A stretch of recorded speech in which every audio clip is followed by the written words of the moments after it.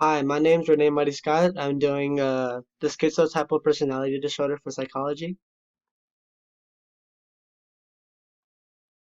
So the diagnosis, you're gonna see in the behavior slide. This is just a bit overview of what it can be confused for. So schizotypal is not as severe as schizophrenia, yet most of the symptoms are pretty much the same. The illusions are not. There's a couple differences that separate them. They may be confused with each other. Schizotypal do not really have hallucinations or delusions. Schizotypal is considered to be moderate, but they do have a higher chance of um, of developing it or getting schizophrenia later on in life. So schizotypal is odd, eccentric, and usually have few relationships. Usually diagnosed in early adulthood. So their behavior, in order for this case to be diagnosed, five of these behaviors have to be, um, at least five have to be present in order to diagnose it. So they have flat emotions. They don't really show emotions. They don't really know how to respond to it. They are very socially, you know, anxious. They don't like to be around people. They do have anxiety. They do anything to stay away from it. They are paranoid, so that's what plays in part with the social anxiety. They're a bit odd, and they do believe that they have special powers, like telepathy, can read people's minds, stuff like that. They are oddly dressed, mismatched, or unkempt. They are untidy.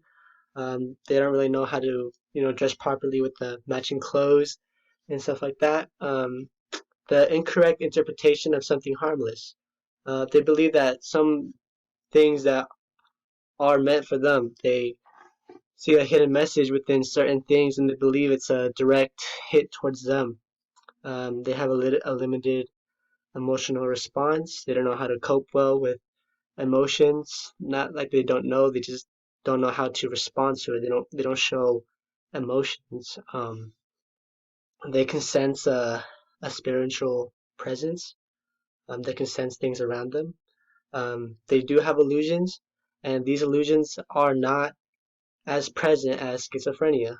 Although they do have some episodes, um, it's not as reoccurring and as often as schizophrenia has their episodes of, hallucinations, auditory hallucinations, seeing things, stuff like that.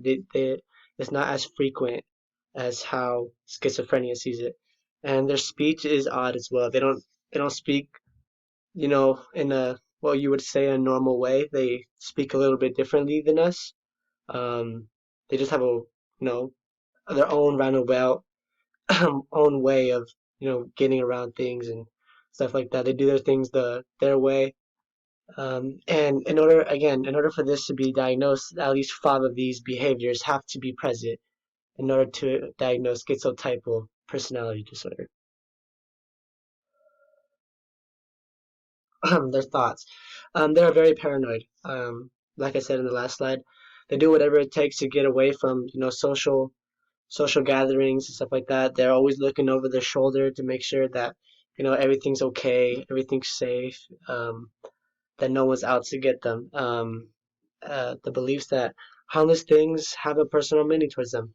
Like I said, they have this roundabout way of thinking that these hidden messages of something harmless, like I don't know what it could be, but they're just out to get them. They're paranoid, highly antisocial, and very high social anxiety. Like the last slide says, they're very paranoid and get anxious very very very quickly.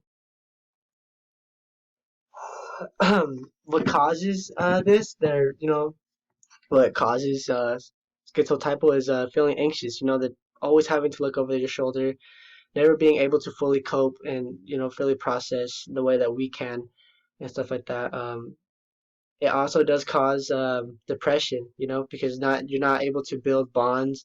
You're not able uh, to respond and interact in a way where you can feel safe. They're depressed, and they can somewhat feel suicidal, and they this causes by the addiction to drugs and alcohol. um, Drugs and alcohol are a huge factor in why episodes can play.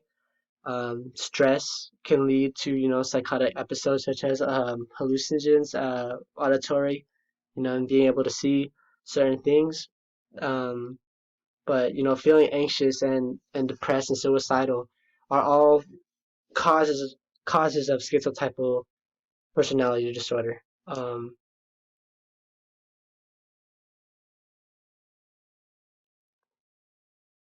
Misconceptions. Schizophrenia is not the same as schizotypal. This is a misconception of what they think. You know, um Schizotypal is just not hallucinations that cause this personality disorder. It's paranoia. It's the way of thinking, the way that they dress, the way they go about life, the misinterpretations they see, different patterns of life and stuff like that. Um, you know, Schizophrenia is not the main. It's just not the same. It's more to just delusions. It's paranoia, anxiety, not able to build relationships, build bonds.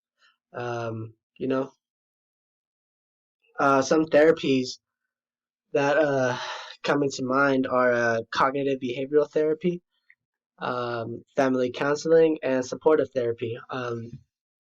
Cognitive behavioral therapy, helps them teach the patient what is going on in their life. Recognize, hey, like these things are different from what we see in society.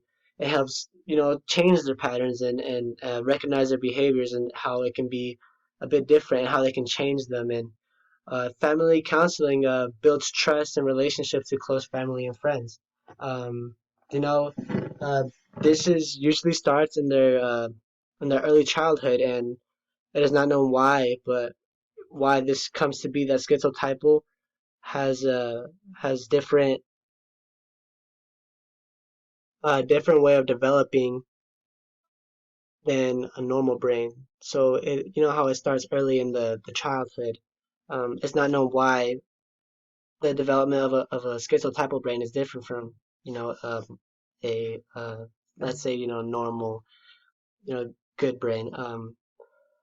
That's why the trust can be different, and building trust and relationships with close family and friends, such as family counseling, it could be very very supportive and offering skills and encouragement such as supportive therapy as well too, because they don't have a high self-esteem. Their confidence is very low. um, you know they they don't believe in themselves. That's why they think that someone's always out to get them, and they see harmless things as something potentially dangerous. And how effective are these therapies? Well, although all these symptoms may improve symptoms, this is lifelong.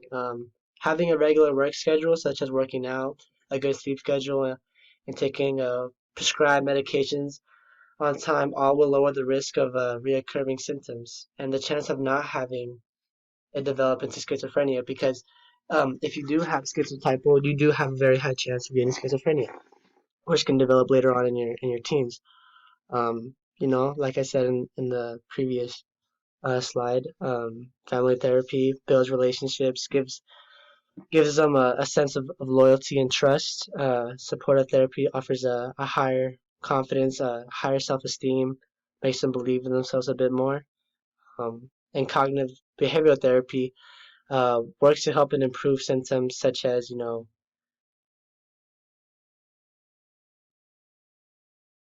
anxiety, paranoia, wanting to do more social activities. Their patterns, the way they think, their odd way of thinking.